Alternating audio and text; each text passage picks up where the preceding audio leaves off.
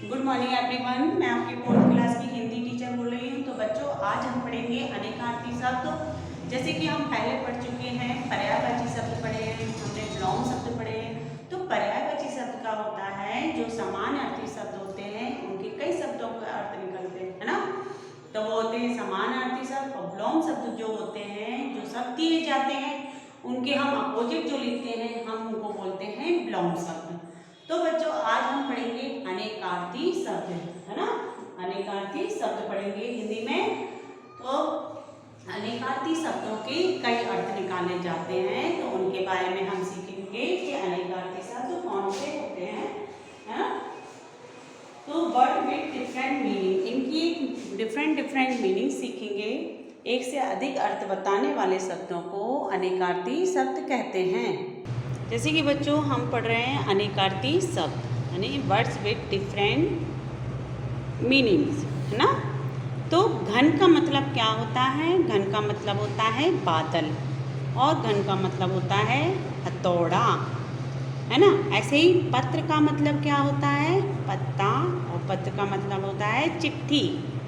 तो देखा हमने इन शब्दों का अर्थ समझा, है ना। अब हम देखेंगे, आपने देखा घन और पत्र शब्दों के एक से अधिक अर्थ होते हैं। ऐसे शब्दों को अनेकार्थी शब्द कहते हैं, ठीक है ना। तो क्या हमने यहाँ पढ़ा कि घन और पत्र शब्दों के एक से अधिक अर्थ होते हैं। ऐसे शब्दों को अनेकार्थी शब्द कहते हैं। तो बच्चों, एक से अधिक अर्थ बताने वाले शब्द अनेकार्थी शब्द कहलाते हैं। क्या बताया यहाँ पे कि एक से अधिक अर्थ बताने वाले शब्द क्या होते हैं? अनेकार्थी शब्द कहलाते हैं, ठीक है। अब जैसे यहाँ पे कुछ अनेकार्थी शब्द दिए हुए हैं, इन्हें हमें अच्छे से रीड करेंगे तो हम इनका अर्थ एक बार में ही समझ जाएंगे, ठीक है ना। जैसे हमने और भी जैसे पहले पढ़ा है, तो ये अगर उस चीज़ को अच्छे से हम रीड करेंगे तो हमें ये चीज़ तुरंत समझ में आ जाए। जैसे इसमें यहाँ दिया लाल।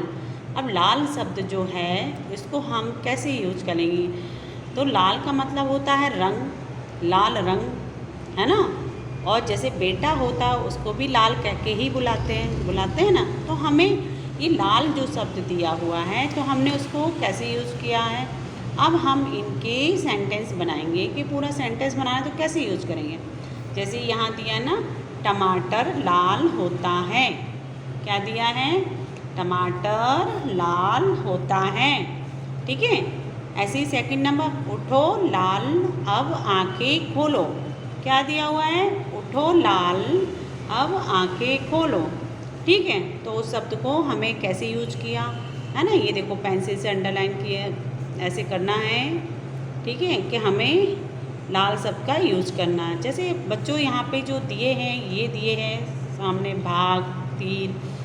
पहले इन शब्दों को देखना है, फिर इनके अकॉर्डिंग हम उन शब्दों को लिखेंगे और फिर ये पूरा सेंटेंस बनाएंगे, है ना।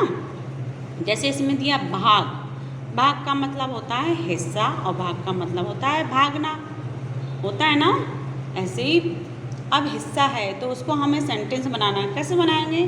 सेब का, जैसे भाग है ना ये वाला, जैसे भाग का क्या हो गया? हिस्सा और भागना। तो अब भाग जो शब्द है, इसका हम यूज करेंगे, ठीक है। तो सेब का एक भाग मुझे दे दो, ठीक है। फिर हम दूसरे सेंटेंस में यूज कर रहे हैं, सिपाही को देखकर चोर भाग गया, है ना। तो हमने इस सेंटेंस को यूज किया ना, सेंटेंस बनाने में यूज किया भाग को। ऐसे ही थर्ड नंबर का है तीर। तीर मीन्स होता है बाण, और तीर मीन्स होता है किनारा, ठीक है। जैसे नदी का किनारा है, या कोई ऐसे किनारे पर बैठे हुए हैं, तो क्या होता है? तीर, ठीक है। और तीर मीन्स बाण भी होते हैं, है ना, और तीर मीन्स किनारा भी होता है। तो हमको क्या करना है? इस शब्द को यूज करके हमें बना। पहले के लोग तीर धनुष लेकर चलते थे।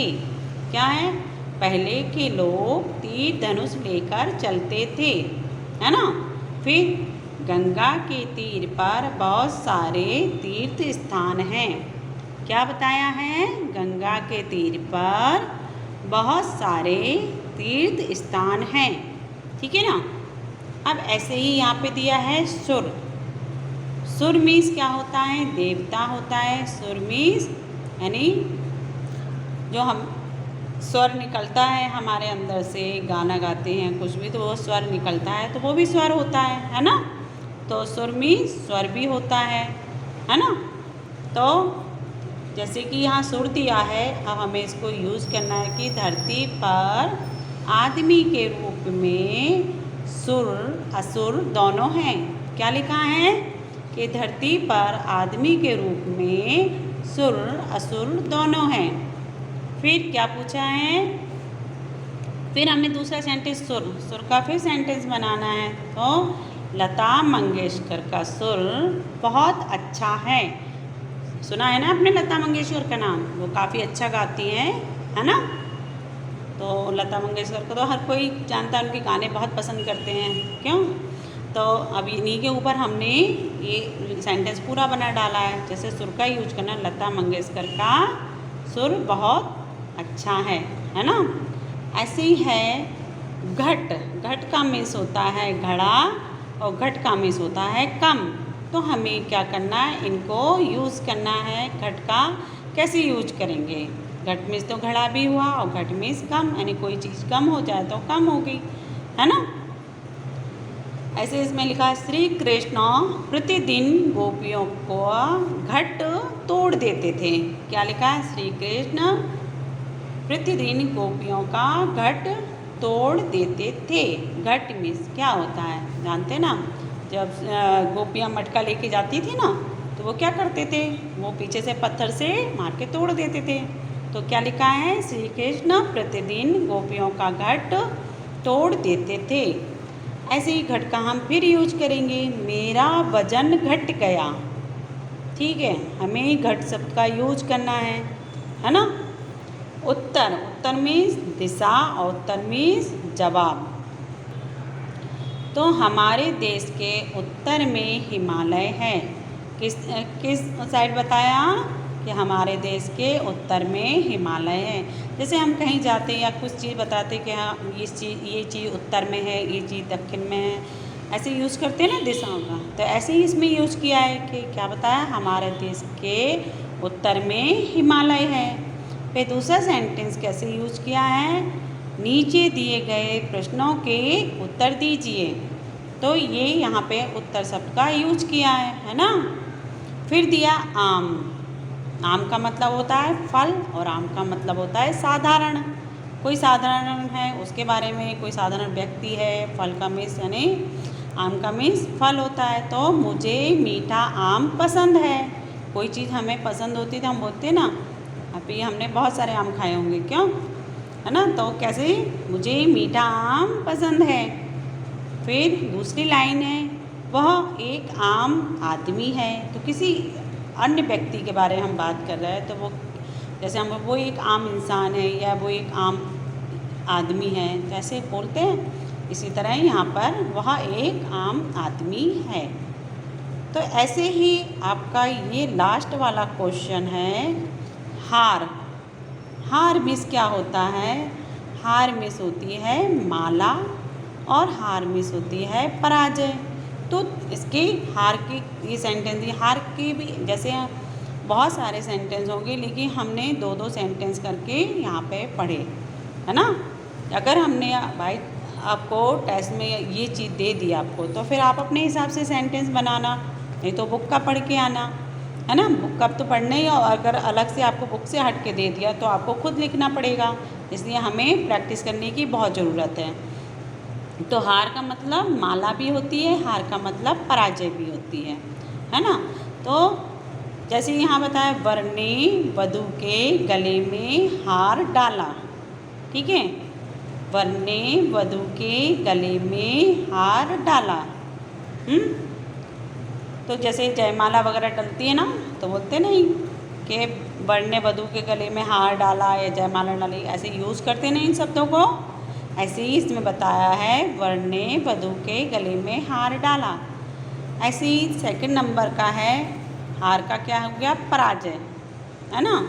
तो हमें कभी हार नहीं माननी चाहिए, हमें कभी हार नहीं माननी चाहिए। तो बच्चों हमने ये कौन से शब्द पढ़े हैं, ये शब्द हमने पढ़े अनेकार्थी शब्द, ठीक है। तो आज हमने अनेकार्थी शब्दों की क्लास ली, जो कि हमने इसमें सीखा अनेकार्थी शब्दों को, जो एक से अधिक अर्थ होते बताने वाले शब्द, उन्हें क्या कहते हैं, अनेकार्थी शब्द कहते हैं। तो आज हमने इस चैप्टर में ये रीड किया और इसके आगे और भी हैं, लेकिन बच्चों आज आपका यहीं पर ये पेज जो पूरा है ख़त्म फिनिश होता है। लेकिन अभी चैप्टर अभी और भी है आगे आपका, वो अभी मैं नहीं कराऊंगी, उसके बाद करवाऊंगी। जैसे आप इसमें कुछ दिए हुए हैं, जैसे कुछ अनेकार्थी शब्द, उनके अर्थ लिखने हैं, है ना। इनमें से कौन सा है अनेकार्थी शब्द वो बताना है हमें, हाँ। तो ये सब हमें पढ़ना है, ठीक है। तो ये अभी सब अभी बाकी है, तो ये हम नेक्स्ट टाइम पढ़ाएंगे, क्योंकि अभी आपका टाइम भी ओवर हो रहा है, इसलिए अभी इतना ही। और ये आपको कॉपी में नोट करना है, अच्छे से आपको पढ़ना है, ठीक है, क्योंकि आपका अभी काफ़ी बाकी है। तो ये सब आपका भी रह गया, बाद में हम रीड कराएंगे। तो बच्चों यहीं आपकी आज क्लास ख़त्म करते हैं, और लेकिन आप अच्छे से इनको लिखना और रीड करना और लर्न भी करना, और जैसे आपको होमवर्क दिया जाएगा तो आप इसके अकॉर्डिंग आप अपना वर्क भी कंप्लीट करना, ठीक है। तो आज आपकी यहीं पर क्लास ख़त्म होती है और चैप्टर भी कंप्लीट होता है। चलिए टेक केयर, बाय बच्चों।